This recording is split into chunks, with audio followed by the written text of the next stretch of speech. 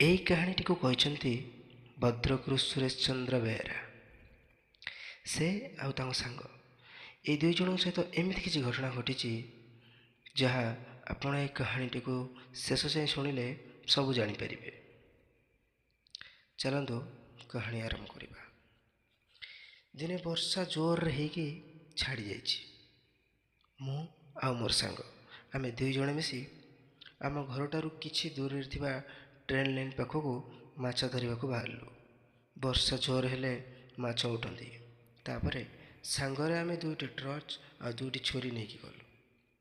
ଆମେ ଦୁଇ ଜଣ ଯାକ ଯାଇକି ଜାଗା ମୁଣ୍ଡରେ ପହଞ୍ଚିଲା ବେଳକୁ ବେଳ ପ୍ରାୟ 7ଟା ହେଇଗଲାଣି।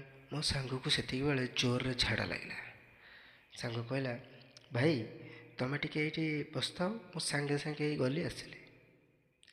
ମୁଁ କହିଲି ଠିକ୍ ଅଛି, ମୁଁ ଏଠି ବସିଛି, ତୁ ଜଲ୍ଦି ଆସେ।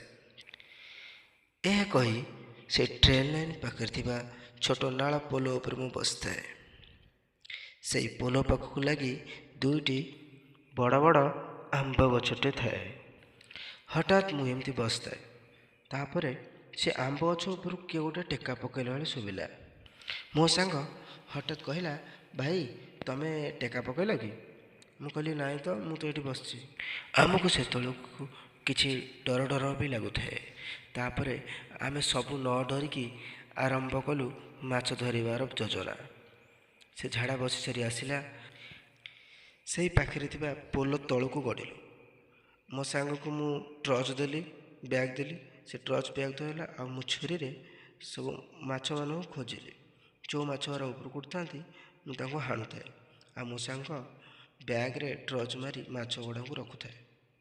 ଏମିତି ଆମେ ବହୁତ ସମୟ ମାଛ ଧରିଲୁ। ଭଲ ବି ମାଛ ପଡ଼ୁଥାଏ। ଆମେ ଯେଉଁଠି ମାଛ ଧରୁଥାଉ ସେଇ ପୋଲ ତଳ ପାଖରେ ଗୋଟେ ବଡ଼ ବର ଗଛଟେ ଥାଏ। ଆଉ ମୋ ସାଙ୍ଗ ଟର୍ଚ୍ଚ ଧରି କେତେବେଳେ ସେଇ ବର ଗଛ ଆଡ଼େ ମାରିଦେଇଛି। ତାପରେ ସେ ଦେଖିଦେଇଛି ସେ ଗଛ ମୂଳେ କି ଗୋଟେ ଧଳା ଲୁଗା ପିନ୍ଧି ଆମ ପଟକୁ ପଛ କରିକି ଠିଆ ହେଇଛି। ଏହା ଦେଖି ସେ ଟିକେ ଡରିଯାଇଛି। ଇଆଡ଼େ ସିଆଡ଼େ ନ ନେଇ ମାଛ ଧରିବାରେ ବ୍ୟସ୍ତ ଅଛି। ମୁଁ ତ ମାଛ ନିଶା ଲାଗିଥାଏ, ମାଛ ହାଣୁଥାଏ।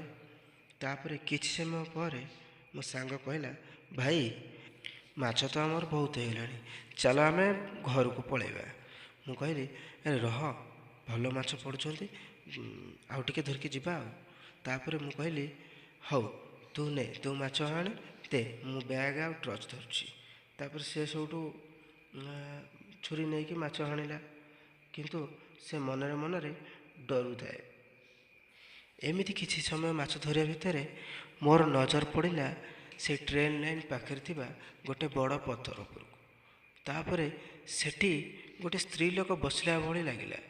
ମୁଁ ଯେତେବେଳେ ଟର୍ଚ୍ଚଟି ମାରିଦେଇଛି ଦେଖିଲି ସେଠି ଗୋଟେ ଲୋକ ଧଳା ଲୁଗା ପିନ୍ଧି ସ୍ତ୍ରୀ ଲୋକଟିଏ ଆମ ଆଡ଼େ ପୁରା ଏକା ଲୟରେ ଚାହିଁ ରହିଛି। ଏହା ଦେଖି ମୋ ଭିତରେ ବି ଛାନିଆ ବସିଲାଣି। ଆରେ ସେଠି କିଏ ଗୋଟେ ଏତେ ରାତି ହେଲାଣି? ସେତେବେଳକୁ ସମୟ ପ୍ରାୟ ରାତି 9ଟା ହେଇଯିବ।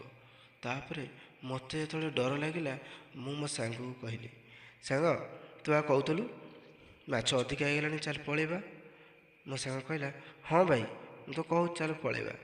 ଦୁଇ ଜଣ ଯାକ ଆମେ କେହି କାହାକୁ କହୁନଥାଉ, କାହିଁକିନା ମୁଁ ଯଦି ତାକୁ କହିବି ସେ ଡରିବ, ଆଉ ସେ ବି ମୋତେ କହୁନି ମୁଁ ଡରିବି ବୋଲି। ଏମିତି କିଛି ସମୟ ପରେ ଆମେ ସେଠାରୁ ଉଠିଲୁ, ଧୁଆଧୁଇ ହୋଇ ଘରକୁ ବାହାରିଲୁ। ଆମେ ଆସି ଯେତେବେଳେ ଆମ ଗାଁ ମୁଣ୍ଡରେ ପହଞ୍ଚିଲୁ ସେତିକିବେଳେ ମୋ ସାଙ୍ଗ କହିଲା, ଭାଇ ଆରେ ଜାଣିଛୁ, ମୁଁ ଗୋଟେ ଯେତେବେଳେ ମାଛ ପ୍ରଥମେ ଆମେ ଧରୁଥିଲୁ ସେ ଯେଉଁ ବରଗଛଟା ଅଛି ସେଇଠି କିଏ ଗୋଟେ ଠିଆ ହେଇଥିଲା। ଏହା ଶୁଣି ମୁଁ କହିଲି, ଆରେ ଭାଇ ମୁଁ ତ ସେଇଥିପାଇଁ ପଳେଇ ଆସିଲି ଯେ ସେ ଯେଉଁ ଟ୍ରେନ୍ ଲାଇନ୍ ପାଖରେ ଗୋଟେ ବଡ଼ ପଥର ଅଛି, ସେଇ ପଥର ଉପରେ କିଏ ଗୋଟେ ଅନେଇଥିଲା ଆମକୁ। ଆଉ ତାହା ଦେଖି ତ ମୁଁ ତ ପୁରା ଛାନିଆ। ତୁ ଡରିବୁ ବୋଲି ତୋତେ ନ କହି ସେଥିପାଇଁ ଆମେ ଘରକୁ ପଳେଇ ଆସିବା ପାଇଁ କହିଲି। ଏମିତି ହେଇକି ଆମେ ସେଦିନ ବଞ୍ଚିଗଲୁ। ଆଉ କେବେ ହେଲେ ଏକୁଟିଆ ଆମେ କୁଆଡ଼େ ମାଛ ଧରିବାକୁ ଯାଉନୁ। ଯୁଆଡ଼େ ଯାଉ 4-5 ଜଣ ମିଶି ସାଙ୍ଗ ଯାଉ। ରହିଲି, ନମସ୍କାର।